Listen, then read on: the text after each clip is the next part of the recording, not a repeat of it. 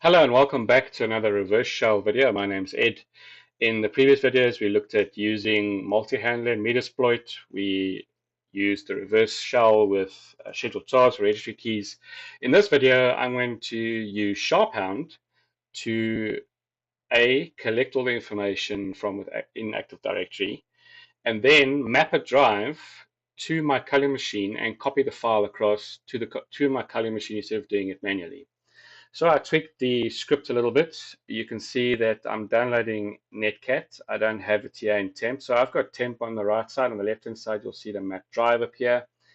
Then I'm going to download SharpHound, and I'm obviously going to use the collection methods all perimeter with the command itself. And then what I do is I'm going to map to my culling machine.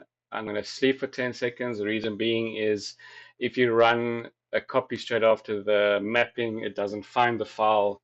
But if you wait a few seconds, it finds the file. So if I'm going to run this, I'm first going to just show you on the cully side. First, I'm going to start an HTTP listener where the files are hosted, so nc and sharphound.exe. Then I'm going to start a reverse shell, so I'm going to get a reverse shell as well.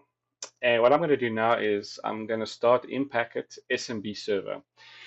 And the reason why you'll notice that I have a user and a password specified here is because Windows blocks guest access. So you won't be able to connect, or you can connect to it, but you can't write to the actual share because there's no credential specified. So Impacket-SMBServer, I'm using SMB2 support. There's the path and then the user and the password. So I'm going to start this. So great, we have everything running, listening. I'm going to switch back to my Exchange server. And you'll see now on the right-hand side when I run this, NC and SharpHound will run, and then we'll get the zip file from the collection, and then on the left hand side the R drive will connect, and then we'll go into the R drive.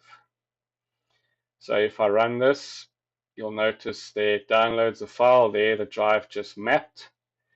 There's our Bloodhound zip file that we can use, and now that it's complete, you'll see if we go into our SMB share, there's the file that I literally just ran here that was copied across to my culling machine. So an easier way to try and copy your files across if when you want to run this in Bloodhound. And obviously now you can take this, go into Bloodhound and analyze it, see who's got permissions, etc., like you normally would. So just wanted to show you that I'm advancing the script a bit more.